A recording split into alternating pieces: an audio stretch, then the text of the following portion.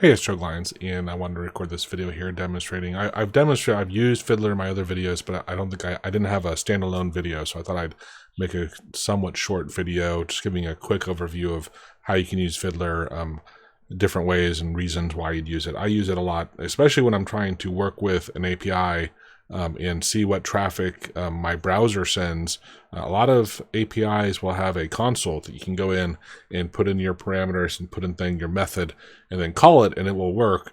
And then I want to replicate an AutoHotkey. And what's great is I can use Fiddler to monitor my traffic from both of those, and I can compare one to the other. And so that's the other reason is web browsers often, if you go to a web page, the browser itself, like this one company I was working with the other day, I asked them if they have an API and they said they don't, but they have back-end APIs that their browsers are calling, and if I can back into it, I can use the APIs that way. And so I said, yeah, actually I've done that quite a bit. APIs are much more stable and easier once you get it programmed. They don't mess up. They're much faster. They deal with much smaller traffic. We have a whole webinar on that. I think at least a dozen videos on doing APIs, so I don't want to get into APIs, but they are really great.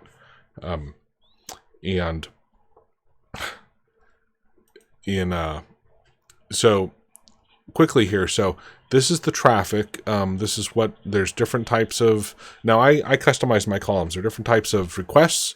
So like this is a GET request, and then a connect, and a POST request. Again, I'm not going to get into the nitty-gritty of what those are, but you can see like a high level, I added some extra columns because I like to see them here, where I'm going to. You can right-click up here and you can say hide this column, or you can customize columns and add the columns you want. And so especially if you come into one of these, and let's see, response, I think that's the one. I can hit a letter and it'll show me what's available, so you have to go through each one. Or you happen to know it from HTTP protocol. But so you can add things there. And then over here, and this is where it's the first time you do this, it's a little confusing. The top half here is your send part of it. So what happens when you send something, an API call, and then the back side, what gets returned is down below here in the bottom. And so just keep in mind when you're looking at this, like this is the headers that was sent. When Fiddler opens, it goes to its own website and does an API call, which is, I'm sure, both useful for them, and they actually do it for maybe an example. I can see these were the headers that were sent, and these were the headers that were returned, right? So I can look at it. I can go into the text view and look a little more if there's, apparently there was no text. The raw will have basically everything. This often when I'm actually trying to adapt it to AutoHotkey, I'll come in here because it's easy to copy and paste from here. You can see if there happen to be any cookies. If there's a JSON string returned, this will parse it for you. Same thing with an XML. Also, if it was a form, so here, if you like submit, you put your email address and name, often you'll see them broken out here, parsed out for you. And again, same thing down here. You can look at the different, what gets returned. If there's that, we can look at the raw. The raw is a lot more usually. Things come back. So that's a high-level overview with what you do with it. And the other thing I wanted to mention is if you're wanting to have the traffic show up and fit, let me do a little here. I'm gonna clear everything out, and now let's load a web page, and I'll show you. So I'll load my own web page. Oops, and here you'll see it went to the automator. Oh, it looks like actually, yeah, it still went there. So I had a cookie in it, and then I can click on this here and I can see a little bit more about, here are the headers, here are the cookies I had, the different parameters and methods that I would leverage. But here also in this, I'll make a second video. So this is the one people are mentioning that there's no audio, and that's what I realized. I don't even have an original standalone video for Fiddler. So anyway, that's how you can go through and clear this out. You can also kind of filter it up here to say I just want the 200s or the connects, or I want the non-browser and this and that. You can also down here, another one is if I want to tie it to a given browser. So let's say I want to tie it just to Chrome, so it's not looking at the other stuff. I can drag this. I can drag this to it. Let me get. Oh man, that's not going to be easy. It doesn't want to. Let me put this over here, and then put Chrome right there. There we go. So now when I drag this to it, there we go. You'll notice it's tied to just Chrome. So we'll only see traffic from Chrome. The problem is Chrome has a lot of background services, right? So it still has the Hangouts and whatnot. So and that would lose all the AutoHotkey traffic. So, and you can't actually drag this to your AutoHotkey script. And that was where I was alluding to here a minute ago. If you want to look at your API traffic with AutoHotkey, you have to add this line to your API call. So this is my API call here. This here I check to say, hey, if Fiddler exists, then set this value, right? I don't need that if I know Fiddler's there, but this way I can just put the 2 in. I never have to worry if Fiddler's open or not. So now, if I,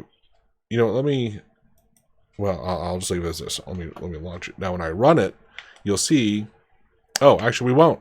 So we didn't, it actually went and did this stuff, but because I had this tied to Chrome, so let me do any process. Now when I rerun it, there you go. Now we see I did an API call, an AutoHotkey call. It was a GET request.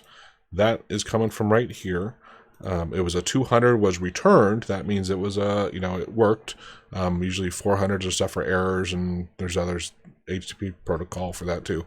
Where it went to, and then let's actually go ahead and take a look at this one.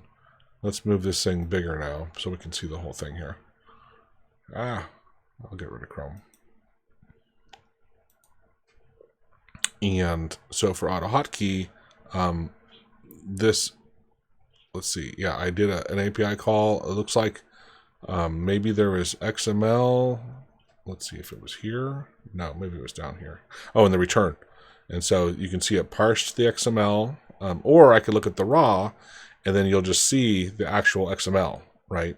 That's why this whether it's JSON or XML, it's nice because it gives it some structure, so it's easy to look at. And again, I can go look at what headers were there, and this is again where if I didn't know this stuff and I had a browser, I could do the browser, look at the traffic, and then try to replicate it in AutoHotkey and keep using Fiddler to make sure I'm sending exactly what I want to send. So I think that's a good enough overview of the main structure of Fiddler, how you can use it. Super helpful tool. It's kind of funny because when you first look at it, you think it's pretty advanced, a lot going on, and there is, don't get me wrong, but I've tried using some other tools and they are crazy complex. And so Fiddler gives a nice balance that allows you to do what you want to do, but at the same time it isn't too crazy. Just keep remembering that up here is what's sent and down here is what's returned. Incidentally, in all the browsers also, like Chrome is still open here. If I hit Control-Shift-I think it is, yeah, I can look at the network traffic here. I'll hit network and let's just go back a page, and I can look at a lot of the same kind of stuff, but it's not, to me, it's close. So I can see the headers here. I can preview what it looked like, the response, but where? Oh, I went to my home page. Sorry. Let's go back to my site. There we go. So that's the response. Look up to headers. Here we go. This is why before I was going to say is I didn't see the request headers and the response headers. So the only thing in Chrome that I don't like is, otherwise I'd probably use it more, is that this is the general call, and then down here this is the response headers they're before the request headers, and in Fiddler it's inversed. And to me it makes more sense to have what I sent on top and what returned below. That it's just a stupid preference of mine, but and I didn't see any way to drag this and move it. Otherwise I would, and then it's pretty helpful. You can look at a lot of stuff and see what's going on. However, I like Fiddler. It's a little more customizable. The other thing, what was I going to say? Oh yeah, in here you can easily see whether it's a GET or a POST request. So right here it says request method GET. That was the only thing that was weird to me in Fiddler. It didn't show up, so I added the request method as a column here, and then it made it easy because I didn't see it anywhere else over and should have been up here. And I never noticed it. Let me see here. Oh, there it is right there. Okay, duh. All right, I just didn't notice that sometimes they were get and sometimes I don't know what this is, but I don't want to. Well, it won't matter. I'll just move it. So yeah, okay, so it's right there. It just wasn't. I didn't notice it.